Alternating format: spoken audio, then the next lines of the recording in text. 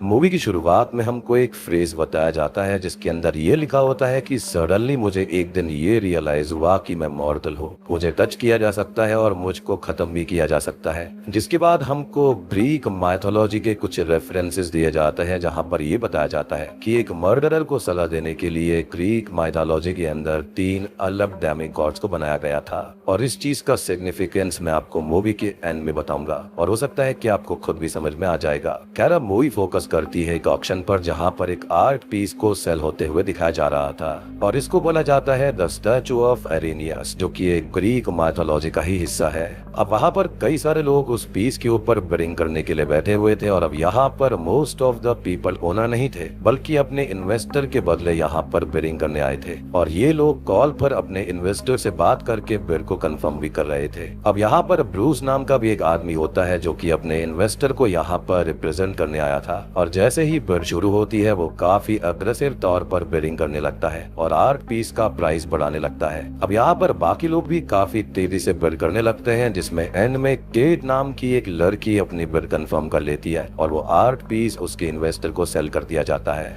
अब यहाँ से केट को हम घर पर देखते हैं जहाँ पर वो आराम से ड्रिंक कर रही होती है क्योंकि उसको मोटा पैसा मिलने वाला था, लेकिन तभी उसके दरवाजे पर कोई नॉक करता है और चेक करने पर उसको पता चलता है कि ये कोई और नहीं बल्कि ब्रूस ही है जो कि उसके पीछे आ गया था। ब्रूस अब केट को बताने लगता है कि उसके इन्वेस्टर को ये आर्ट चाहिए और वो उसके लिए डबल पे करने के लिए भी रेडी है। साथ ही साथ केट को भी काफी कमीशन मिलेगा और थोड़ी देर सोचने पर केट इस चीज के लिए मान जाती है। केट अब ब्रूस को अंदर बुलाती है जिसके बाद हम उसको एक कमरे के अंदर एक रेड आउल वाली एंटिटी या फिर मॉन्स्टर को देखते हुए देख पाते हैं और तभी ब्रूस अपने हाथ में एक शार्प क्लॉ लेकर केट के गले पर पीछे से अटैक कर देता है और उसकी नस को काट कर उसे मार देता है और यहीं पर ये सीन कट हो जाता है। यानी कि यहाँ पर बात खाली ये आर्ट पीस की नहीं थी, यहाँ पर ब्रूस के साथ और भी काफी सारी दिक्कतें थी। खैर, अब हम मेरेडिथ नाम की एक लड़की को देख पाते हैं जो कि ग्रीक माइथोलॉजी या फिर उसकी रिलेटेड चीजों के बारे में काफी जानकार होती है। बेसिकली एक प्रोफेसर टाइप होती है जो कि लोगों को म्यूजियम का टूर वगैरह कराया करती थी और सबसे बड़ी बात कि जिस ऑक्शन के अंदर या फिर म्यूजियम के अंदर ये आर्ट सेल हुआ था ये भी वहाँ पर काम किया करती थी,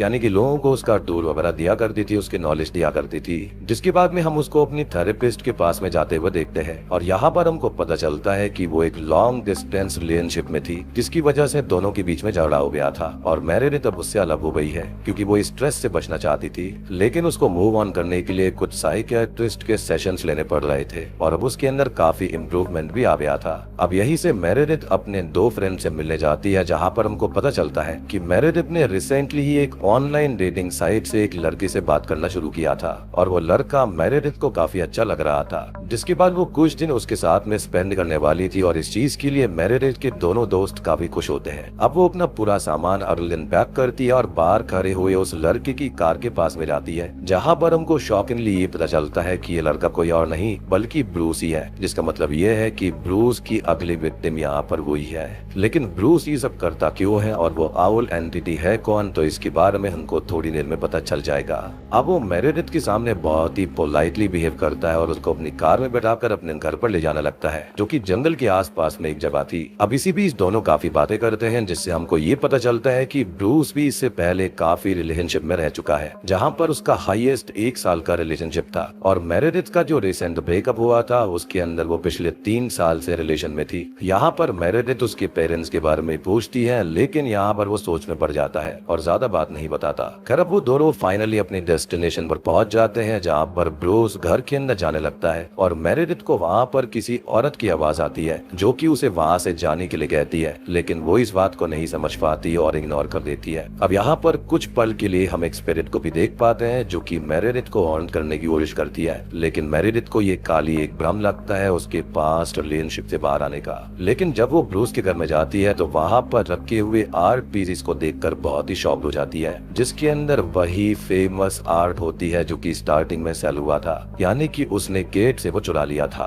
तो एक चीज तो यहाँ पर पक्की है कि ब्रूस को आर्ट कलेक्ट करने का बहुत शौक है, स्पेशली ग्रीक माइथोलॉजी का। लेकिन यहाँ पर मेरेडिथ के लिए ये शॉकिंग नहीं था बल्कि शॉकिंग ये था कि म्यूजियम से ये आर्ट सेल चोरी हो गया था और इस चीज के बारे में वो जानती थी। इनफैक्ट उसको ये भी पता था कि जिस लेडी को ये बेचा गया था यानी कि केट को, वो भी गायब थी। तो इस चीज से वो इतनी परेशान हो जाती है और वो ब्रूस से पूछती है कि ये क्या चीज है, तो यहाँ पर वो खाली ये बोल देता है कि ये तो उस आर्ट की एक रेप्लिका है, ये ओरिजिनल नहीं है, जबकि हम जानते जानते हैं कि ये बिल्कुल ओरिजिनल थी। अब मेरेडिथ को यहाँ पर ब्रूस के ऊपर शक होने लगता है, तो वो अपनी फ्रेंड को इस आर्ट का फोटो खींचकर भेज देती है कंफर्म करने के लिए कि क्या यह ओरिजिनल है या फिर नहीं है। खैर अब मेरेडिथ के पास यहाँ पर फिलहाल तो ब्रूस के खिलाफ कोई सबूत नहीं होता, तो वो वाइन के साथ में म्यूजिक को एंजॉय करते हुए पूरे घर को ही एक्सप्लोर करने लगती है, जहाँ पर हम ब्रूस के अंदर मेरेडिथ को भी मारने के इंटेंशंस को ऑब्जर्व कर पाते हैं। खैर अब यहाँ पर वो एक बुक को देखती है जिसके पीछे उसको एक फोटो मिलती है जिसके अंदर ब्रूस एक लड़की के साथ होता है और उस लड़की का नाम लियोनोरा था। लेकिन तभी वहाँ पर ब्रूस आने लगता है और मेरेडिथ जल्दी से उस फोटो को रख देती है। खैर उसके अगले ही सीन में घर के अंदर कुछ सुपर नेचुरल चीजें होने लगती हैं, जैसे म्यूजिक का अपने आप रुक जाना, अपने आप विंडो का गिरना, और मेरेडिथ किसी को काफी तेजी से जंगल की तरफ भागते हुए भी देखती है, जो कि बहुत ही अजीब था।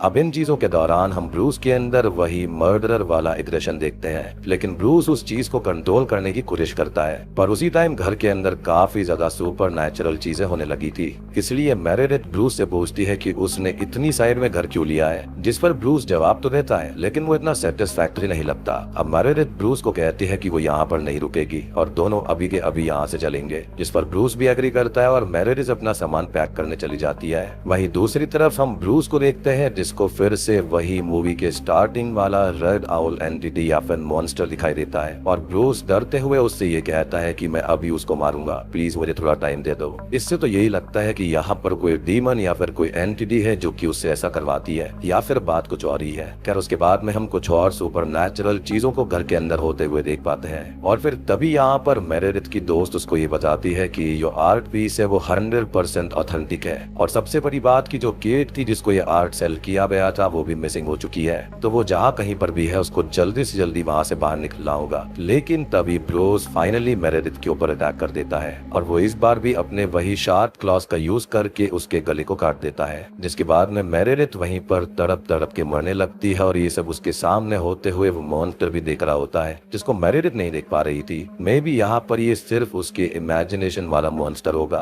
अब ब्रूस उसके कपड़े निकाल लेता है और पूरे घर को क्लीन करने लगता है, साथ ही साथ वो उसकी बॉडी को देखकर गंदी हरकतें भी करता है, जिसके बाद वो उसके पास जाता है और उसी वक्त मेरेडिथ उसके ऊपर अटैक कर देती है, यानी कि वो पूरी तरह से नहीं मरी थी। अब यहाँ पर वो बच गई थी और वो ब्रूस के ऊपर बहुत ही ब्रूटली अटैक कर देती है, जिसके बाद ब्रूस को एक विजन आता है जिसके अंदर वो केट को देख पाता है जिसको उसने पहले ही मार दिया था और फिर ब्रूस रियलाइज करता है कि वो काफी इंजर्ड हो चुका है। अब वो अपनी थोड़ी सी हालत ठीक करता है, जिसके बाद वो गुस्से में मेरेडिथ को ढूंढने लगता है और घर से बाहर आ जाता है, क्योंकि वो भी घर से बाहर आ गई थी और मे भी जंगल में गई होगी, इसलिए ब्रूस भी जंगल की तरफ बढ़ने लगता है। अब यहाँ पर एक और इंटरेस्टिंग चीज कि यहाँ पर ये जो बंदा है ना, ये एक सीरियल किलर है, उसकी मेंटल कंडीशन में ठीक नहीं है और इसलिए आपको याद हुआ कि जब मेरेडिथ ने उसके पेरेंट्स के बारे में उसको पूछा था तो उसको जंगल की विजन आए थे, तो शायद से उसने अपने पेरेंट्स को भी मार दिया होगा। और स्टार्टिंग में जो हमको दिखाया गया था ना कि मैं मर सकता हूँ, मैं मॉर्टल हूँ, तो यहाँ पर ये कोई और नहीं बल्कि वो ब्रूस की ही थिंकिंग थी, क्योंकि उसको ऐसा लग रहा था कि वो कोई ग्रीक माइथोलॉजी का कैरेक्टर है या फिर गॉड है, इसको कोई भी मार नहीं सकता। लेकिन उसको अब रियलाइज हुआ था कि हाँ, उसको भी मारा जा सकता है।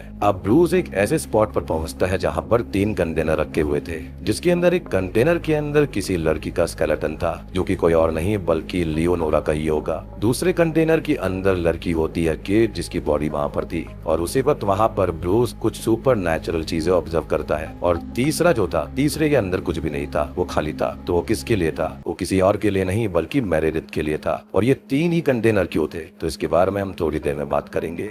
जिसके बाद अचानक से ही होता यह है कि केट की बॉडी मूव करने लगती है और ब्रूस डरकर वहाँ से भागने लगता है। And let me tell you कि उसके दिमाग की उपज थी, केट ऑलरेडी मर गई थी। अब केट भागकर उसके पीछे आ रही होती है, लेकिन जब आगे जाकर ब्रूस एक जगह पर रुकता है तो उसे अपने सामने कुछ वियर्ड से आर्ट फॉर्म्स दिखाई देते हैं, जिसके अंदर 2 लड़कियां डांस कर रही थी और सडनली वहाँ पर एक औरत आ जाती है, जिसने चेहरे पर एक मास्क पहना हुआ था और वो ब्रूस की तरफ इशारा करने लगती है। ब्रूस उसको देखकर डर जाता है और कार से भागने लगता है, लेकिन थोड़ी दूरी पर जाकर उसकी कार खराब हो जाती है, जिसके बाद ब्रूस अपने सामने केट को देखता है। अब यहाँ पर बेसिकली ग्रीक माइथोलॉजी के वही मर्डरर वाली फिलॉसफी को रिफ्लेक्ट किया गया है। यहाँ पर ये 3 कंटेनर्स का होना, 3 फिगर्स का दिखना, तो यहाँ पर ये चीज ग्रीक माइथोलॉजी के 3 कैरेक्टर्स यानी कि एरेनियस से मिलती है, जिसके स्टैचू हमने स्टार्टिंग में देखा था और यहाँ पर ये ब्रूस के पास में भी था। और जैसा कि मैंने आपको बताया कि वो ग्रीक माइथोलॉजी माइथोलॉजी और आर्ट के फॉर्म्स को बहुत ही ज्यादा अप्रिशिएट किया करता था, उनको परफेक्ट करना चाहता था, तो उसको यहाँ पर रियल स्टैचू बनाना था। जी हाँ, और इसलिए ही उसने वो आर्ट फॉर्म अपने घर पर रखी हुई थी। वो असल में इन तीनों लड़कियों के साथ में यही करना चाहता था, उनको एक परफेक्ट आर्ट फॉर्म बनाना चाहता था। और वो फेमिनिज्म से भी चिढ़ता था,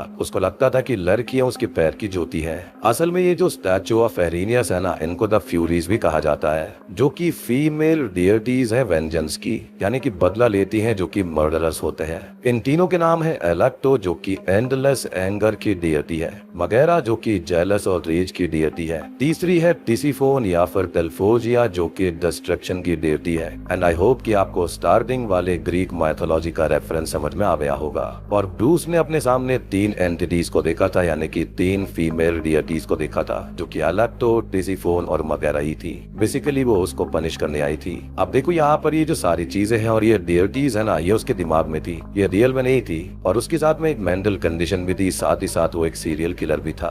और उसने ग्रीक माइथोलॉजी और आर्ट को इतना पढ़ लिया था कि उसके दिमाग में यही सब चल रहा था कि उसको पनिश किया जा रहा है। और मेरे ख्याल से मेरेडिथ ने इन्हीं चीजों का फायदा उठाया होगा, क्योंकि आगे आने वाले टाइम में हम मेरेडिथ को देखने वाले हैं। खैर अब यहीं से हम मूवी के अंदर ब्रूस के साथ काफी सारे वियर्ड सीन्स को देख पाते हैं, जो कि वहाँ पर मेरेडिथ और केट दोनों को देखता है। लेकिन यहाँ पर रियल में मेरेडिथ ही जिंदा थी और केट तो पहले ही मारी जा चुकी है। तो ये सारी की सारी ब्रूस की दिमाग की उपज होती है। और यहाँ पर वो बिल्कुल भी डिफरेंशिएट नहीं कर पा रहा था कि रियल क्या है और इमेजिनेशन क्या है। खैर अब यहाँ पर उसके साथ होने वाले विजन्स खत्म होते हैं, जहाँ पर ब्रूस खुद को एक चेयर पर बैठा हुआ पाता है और उसके सामने वही डियर्टी टिसिफोन बैठी हुई थी। यहाँ पर वो ब्रूस से पूछती है कि क्या उसने उन सबको मारा है। और मैं आपको बता दूं कि टिसिफोन एक ऐसी डियर्टी है जो कि पहले यहाँ पर सारे के सारे क्राइम्स को पूरा का पूरा कबूल करवाती है, और अगर यहाँ पर मर्डरर मान जाता है तो वो उसको छोड़ भी देती है। तो टिसिफोन यहाँ पर यही करना चाह रही थी। लेकिन जैसा कि मैंने आपको बताया कि ये सारी चीजें ब्रूस के दिमाग में थी, तो उसके सामने एक स्पीकर रखा हुआ था, ना कि वहाँ पर कोई डियर्टी थी। और ये सारी चीज कोई और नहीं बल्कि मेरेडिथ ही कर रही थी, क्योंकि वो जानती थी कि ब्रूस की मेंटल कंडीशन खराब है और वो उसके ही जाल में उसको फंसा रही थी। अब ब्रूस अपने पूछे हुए सवाल पर ये कहता है कि उसने बिल्कुल भी किसी को नहीं मारा, बल्कि उसके दिमाग के कोने में एक एंटिटी रहती है, यानी कि वही रेड आउल, और वही ये सब करता है। अब ब्रूस ने इन तीनों से पहले अपने पेरेंट्स को भी मारा था और भी लोगों को मारने की कोशिश करी थी, और वो उस चीज का इल्जाम भी उसी मॉन्स्टर के ऊपर लगा देता है। ब्रूस कहता है कि उस मॉन्स्टर को कंट्रोल करना इम्पॉसिबल है, क्योंकि वो बहुत ही ताकतवर है और वो हमेशा उसके ऊपर टेक ओवर करके उन सबको मार देता है। लेकिन ब्रूस कभी भी ऐसा नहीं करना चाहता था।